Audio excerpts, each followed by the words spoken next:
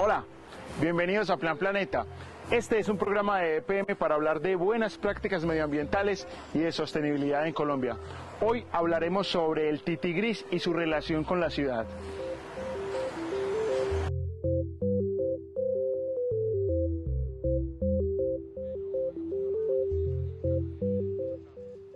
Bueno, aquí atrás tenemos la ciudad de Medellín y el área metropolitana. Medellín y esta área, como muy pocas ciudades en el mundo, que podemos contar con los dedos de las manos, se precian de tener primates dentro de la zona urbana. Normalmente cuando pensamos en primates pensamos en la selva, el Amazonas, zonas muy remotas, muy distantes. Pero no, o sea, aquí en Medellín tenemos primates. Tenemos básicamente en el área de jurisdicción tenemos 2, de pronto 3 especies de primates, pero en la zona urbana tenemos el tití gris. Creo que no hay que asustarse con el tema de que en una ciudad podamos convivir con muchas especies de fauna silvestre. De hecho ya las hay búhos, hay ardillas, hay iguanas, pero en muchas ciudades de Colombia pasa eso, que hay zonas, digamos, corredores en medio de la ciudad y en los corredores observas especies como los primates. ¿Por qué no pensar, obviamente a futuro y con todo un equipo interdisciplinario, poder pensar que los titís pueden otra vez estar en la ciudad?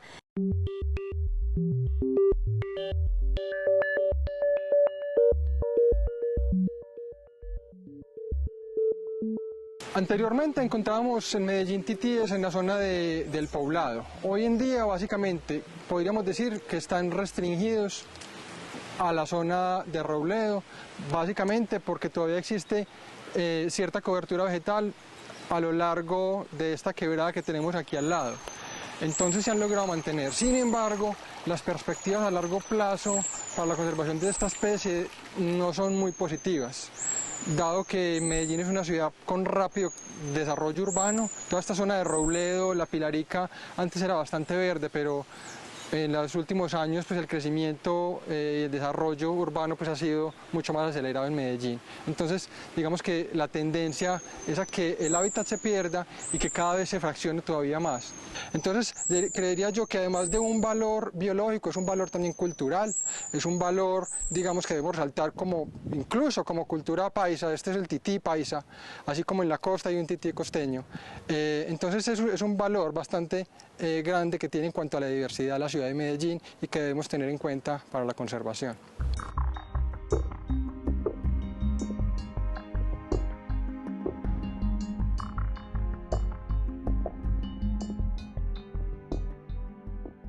Bueno, aquí estamos en el laboratorio de genética animal. Este es nuestro laboratorio donde trabajamos diferentes aspectos de genética en fauna silvestre, incluyendo aspectos genéticos del tití gris, ¿sí? Entonces, básicamente lo que hacemos aquí es recopilar datos genéticos que nos sirvan para entender 2 aspectos. Uno, la historia de la especie, es decir, cómo es la variación genética, dónde se encuentra distribuida, qué tan antiguas son las poblaciones, cómo se encuentran emparentadas unas poblaciones con otras. En fin, cosas que tienen que ver con la historia de la especie, saber de dónde viene. Yo llevo trabajando con primates desde hace mucho tiempo, pero específicamente con el tití gris llevo trabajando desde el 2011, cuando empezamos a desarrollar ya varios proyectos con la especie. El tití gris, o conocido en el entorno científico como el Sagwinus leucopus, es una especie endémica del noroccidente colombiano. Se encuentra específicamente entre el río Cauca y el río Magdalena. Es interesante porque hay otras especies de titíes en Colombia. pero en ese espacio que les acabo de indicar está solamente el tití gris o el Sagwinus leucopus. Es una especie amenazada de acuerdo a los estándares o a los protocolos internacionales por varias razones, como otras especies, por pérdida de hábitat principalmente. Entonces uno de los problemas es que no se sabe de dónde vienen esos animales y a veces se liberan un poco con manera empírica, pero no hay una metodología sistemática que diga, bueno, estos animales son de acá de estas poblaciones, deben ser reintroducidos o liberados en esas mismas poblaciones. Entonces tenemos en esta gráfica, aquí en cada barra vertical significa o representa un individuo y los colores presentan un tipo de variante genética particular. Entonces encontramos, por ejemplo, aquí en amarillo los individuos, en amarillo y en azul los individuos de Medellín. Encontramos que los individuos de la Universidad de Antioquia, por ejemplo, están en amarillo y los individuos de Robledo están en azul. Eso nos indica que tienen variantes genéticas distintas, es decir, que proceden de poblaciones distintas, lo que nos muestra que probablemente son animales introducidos de otras regiones aledañas. Y podemos también comparar su origen con otras poblaciones de referencia, que son básicamente poblaciones en San Carlos, en San Luis, en el Carmen de Viboral, donde la especie ocurre de manera natural. Entonces encontramos, por ejemplo, los titíes de Medellín en azul, que tienen un alto parentesco, por ejemplo, con titíes de San Luis, en el oriente antioqueño. Entonces miren que con esto básicamente podemos tratar de reconstruir el proceso demográfico de cómo o hacia dónde se han dispersado los titíes y cómo llegaron a recolonizar Medellín, pensando o partiendo de la hipótesis de que los animales de Medellín fueron reintroducidos de alguna zona aledaña.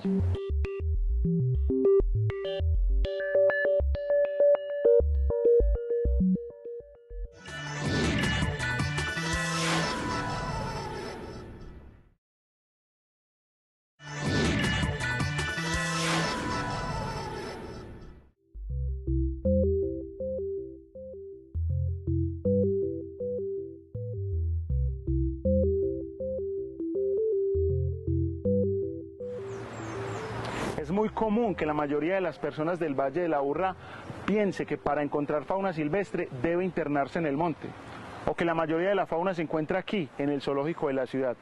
Pero si miramos a nuestro alrededor, descubriremos que en el Valle de Aburrá hay grandes zonas boscosas. El tití gris se encuentra en ellas y es uno de los pocos primates que existe dentro de un área urbana.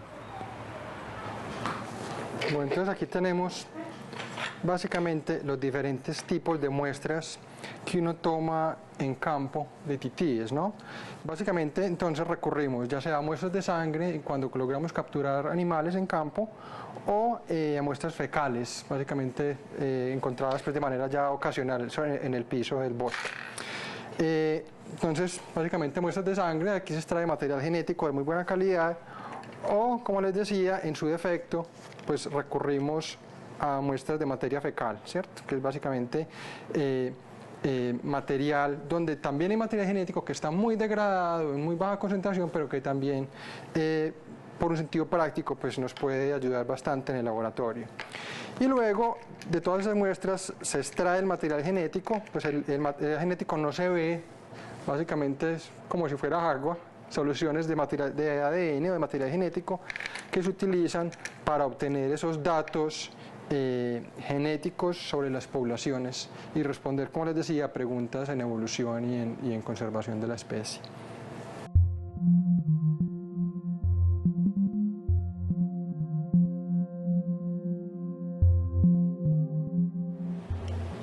Bueno, vamos a armar entonces el dispositivo de telemetría. Esto básicamente es una antena que recibe una señal de un dispositivo que emite una señal de radio. Entonces el dispositivo está instalado en la espalda, como una especie de morral, si se puede decir, en uno de los titíes de aquí de la universidad, de modo que donde quiera que ellos vayan, pues podemos rastrear la fuente del dispositivo y por lo tanto la ubicación de los titíes. Entonces vamos a salir con esto a la calle, bueno, al campus universitario, a buscar en la mañana de hoy dónde están los titíes. Bueno, listo chicos, si quieren vamos entonces.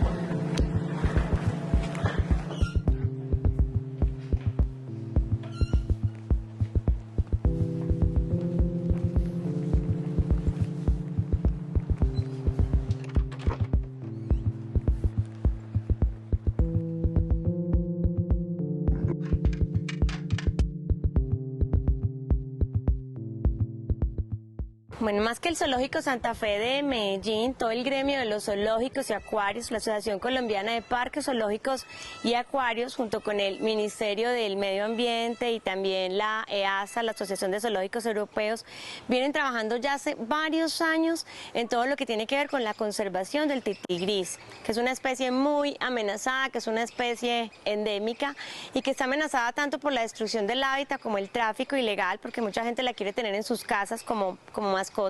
Sandra Milena Correa, directora Zoológico Santa Fe de Medellín, entrenar a todo nuestro personal para revisar el estado en que llegaban los titís después de ser decomisados por las autoridades ambientales, que desafortunadamente la mortalidad era muy alta porque pues en cautiverio las condiciones son complejas, y entonces así que se entrenó todo el personal de los zoológicos gracias al esfuerzo de los zoológicos europeos, y eso hizo que hoy en día en todos los zoológicos la supervivencia sea muy alta, y que en este momento muchos de esos grupos se estén reproduciendo y que se estén armando, pues digamos que mantener esos grupos en muy buen estado, y eso lo estamos haciendo. Ya sabemos cuál es su dieta, ya se reproducen, sabemos en qué condiciones tenerlos, entonces digamos que es uno de los aportes grandes que la comunidad de los zoológicos hace. Mi nombre es Julio Yola, médico veterinario de Zoológico Santa Fe. Bueno, el Zoológico Santa Fe, aparte de muchos programas de conservación, incluye el programa de conservación de tití gris, que es liderado completamente por Acopazoa, Asociación Colombiana de Parques Zoológicos y Acuarios. Este programa se desarrolla en varios zoológicos del país, pero nosotros lideramos la parte de educación ambiental. Con esto sensibilizamos a las personas para evitar el tráfico de esta especie, que es endémica de Colombia y que se encuentra vulnerable y en algunos casos en peligro crítico. La última señal que escuché fue por allá, pero entonces vamos a ver, porque yo creo que se está moviendo, entonces de pronto se nos mueva también la señal.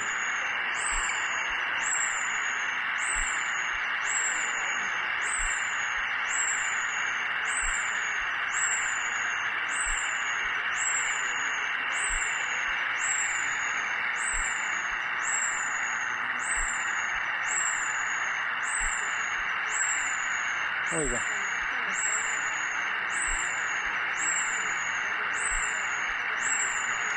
Sí, vamos por allá entonces, vamos por allá. A ver si los encontramos por el otro lado.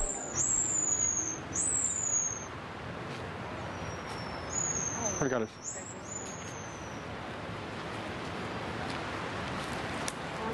Ya están respondiendo. Los pelados los vieron, ¿cierto? Sí, mi nombre es Iván Darío Soto, soy profesor de la Universidad de Antioquia y trabajo principalmente con genética y evolución orientada a la conservación de especies naturales. El grupo de titíes de la universidad es ideal para eso porque es un grupo de titíes que, aunque pequeño, ya está perfectamente habituado al humano. Entonces podemos observar sus comportamientos sin que ellos se sientan intimidados. Entonces es un modelo perfecto, además de que están en un sitio, digamos, confinado, que es el campus universitario, en el cual sabemos qué especies de árboles hay, dónde, cuántos. Entonces conocemos el entorno perfectamente y es básicamente un modelo, o más, podríamos decir, un laboratorio natural para estudiarlo. Este animal se lleva varias metodologías de trabajo. Necesitamos reproducción, hacemos reproducción en el zoológico, hacemos medicina preventiva y curativa para este, y realizamos todo este tipo de proyectos y procedimientos para generar bienestar de nuestras especies, incluyendo el tití, y así tener la reproducción satisfactoria de este. Inicialmente, Acopazoa se encarga de seleccionar los individuos que van para el programa de reproducción. Luego se crean las parejas que son monógamas, por siempre van a estar juntos de esa pareja, a menos que haya un accidente o fracaso en el proceso y se separen. Pero luego se completaría nuevamente una nueva pareja y así se realiza por selección genética los individuos que van para la reproducción. Después de que tenemos la reproducción, pueden haber de 1 a 2 nacimientos de esta pareja, donde pueden nacer un individuo o partos gemelares hasta trillizos. Estos individuos son separados tan pronto ocurre el destete y se incorporan a nuevas familias. Luego de que se seleccionan estos individuos, ya pasan al sistema a la parte de liberación, donde se conforma un grupo aproximadamente de 7 individuos, donde hay una matriarca, que es la mamá, la principal, la más adulta, la que tiene más experiencia y que se encuentra completamente rehabilitada. Con el profesor Iván, pues digamos que hemos hecho una gran alianza entre el zoológico y la Universidad de Antioquia y estamos haciendo grandes proyectos que nos permitirán a futuro pensar en esa rehabilitación y digamos reintroducción y liberación de esa especie en los lugares que realmente deseen ser. Nosotros como Zoológico Santa Fe creemos mucho en la rehabilitación, reintroducción o liberación de muchas especies de primates que pueden devolverse a su ambiente natural, de animales que digamos no están tan improntados, pero las cosas hay que hacerlas bien y digamos que con él estamos trabajando en todo eso de poder montar bancos genéticos que nos permitan saber qué subespecie es y también saber de dónde exactamente son los individuos. O sea, digamos que románticamente quisiéramos que los animales nos pudieran decir, hey, fui capturado en tal lugar, por favor llevarme, pero pues eso no pasa en nuestra cómica vida, quisiéramos que eso pase.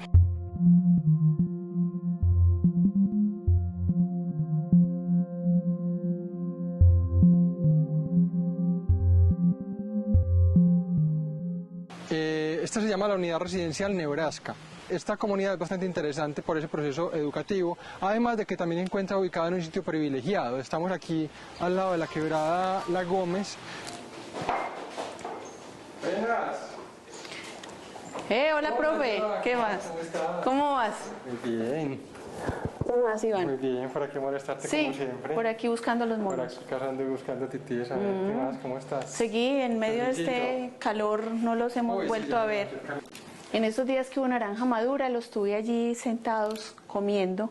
Sí, y se aquí, paran por allá por el muro, ¿cierto? sí, ellos se pasan por aquí, por todo este muro y se van hacia los árboles de abajo. Ah, bueno. Entonces aquí tengo el rastrico, el que cae. Y si quieres miramos de arriba del techo para que lo veamos. Listo, vamos a mirar entonces.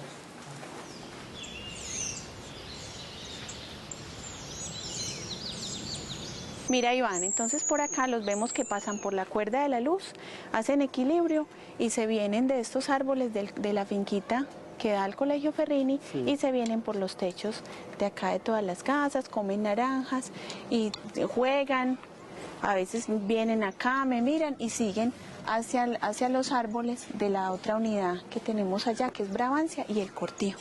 Claro, se pasan Y ya siguen hacia la otra quebrada, que es la Gómez, que es el corredor donde ellos también permanecen y ahí viven, están. Sí, yo creo que es un muy buen ejemplo de cómo complementar la fauna silvestre y el urbanismo, ¿no? O sea, que no necesariamente tienen que reñir. Es bien interesante ese fenómeno. Uno de los propósitos de nosotros como investigadores, y hablo no solamente de mí, sino también del grupo de estudiantes que me acompañan, que hacen parte de este proyecto, es identificar los requerimientos del hábitat para la especie. ¿Cierto? Durante muchos años se ha sabido que ha habido algunos grupos de titíes en Medellín, pero no se sabe exactamente cuáles son esos requerimientos y cuáles son las condiciones que les han permitido sobrevivir todo este tiempo en un ambiente tan perturbado como es la ciudad de Medellín. Entonces queremos responder preguntas de tipo ecológico en torno a qué comen, cuándo, dónde, qué hacen.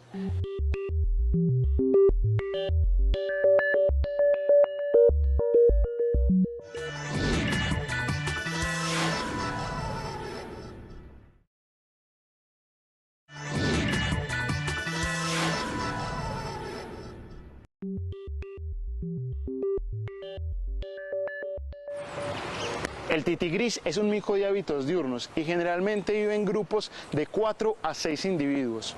Esta especie endémica de Colombia fue descubierta en Medellín en 1877 y actualmente se encuentra en estado de vulnerabilidad.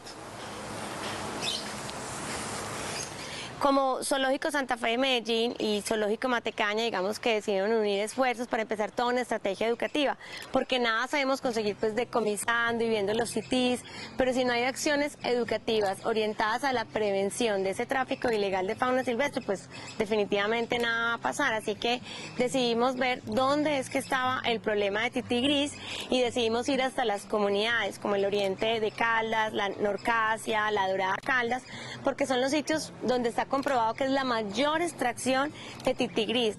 Generalmente estos titís que viven en los bosques vienen en grupos, ¿sí?, de familias de 6, 7, 8 individuos y tristemente lo que hacen es que matan a uno de los padres para poder quitar las crías y así empezar a comercializar las crías.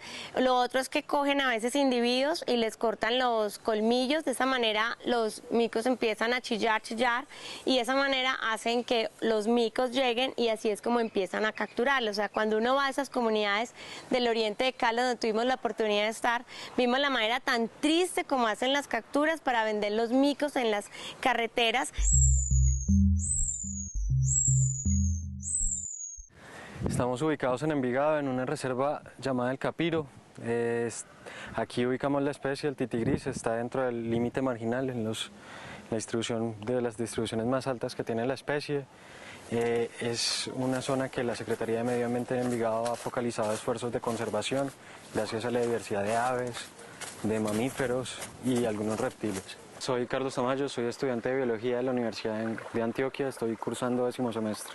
Y quizás la importancia que tiene el tití gris en la ciencia y para Medellín como un ícono es que por primera vez fue descrita en Medellín y quizás eso debería relegarla o darle un poco más mayor de importancia a la gente que habita Medellín, oriunda de Medellín, o la gente que vive acá, ¿no? Que se apropie del tití gris como un elemento cultural. Logramos una respuesta.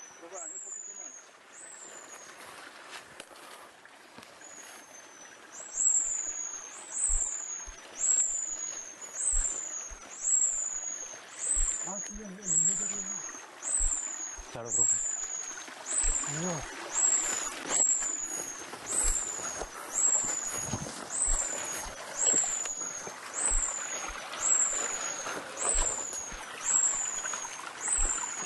¿Cuántos alcanzan a ver? Les cuento como 5. Sí, creo que son 5. De hecho, sabemos que el linaje del tití gris es mucho más antiguo que la especie humana en sí mismo. Es decir, una especie única que se tomó millones de años para llegar a ser lo que es un proceso o un producto de la naturaleza que es absolutamente irrepetible. Entonces es importante, interesante también mirar un poco de la historia de esta especie, que uno le tiene miedo a lo que no conoce. De hecho, uno no cuida lo que no conoce, no le importa lo que no conoce. Entonces es bien importante crear espacios como el que estábamos creando acá, que les desconoce a la especie, que sepamos que existe en nuestro medio, en nuestro entorno, no tenemos que ir a la selva o lejos para encontrar esta especie, hace parte de nuestro entorno, de nuestro espacio, y es importante formar esa cultura que nos permita apropiarnos de esa especie y conservarla, ¿no? Por más pesar que nos dé en la carretera que alguien esté vendiendo un animal silvestre, y no solo en la carretera, también en la ciudad o en otros puntos, y ahora que viene Semana Santa, si vemos a alguien con un tití, un miquito, una iguanita, una boa, bueno, con todos esos animalitos que generalmente los sacan bebés, por favor, simplemente no lo compre, llame al 123, llame a la policía, ¿sí? Porque lo que hacen los cazadores es que se aprovechan de ese pesar que nos da a todos nosotros. Esa es la manera en que lo hacen, porque le dio pesar, pero cada vez que hacemos eso el cazador, tiene el negocio, lo pudo vender, entonces ¿el qué va a hacer? Va a ir a cazar más, va a ir a matar más animales para poder seguir vendiendo los animales. Entonces lo que tenemos que hacer es no alcahuetear más esa cadena de tráfico. Su historia es muy importante para nosotros. Es muy fácil hacer parte de este programa. Solo tiene que escribirnos al correo plan.planeta@epm.com.co y contarnos sobre su proyecto ambiental. Recuerde que Plan Planeta es un espacio de EPM para pensar el futuro.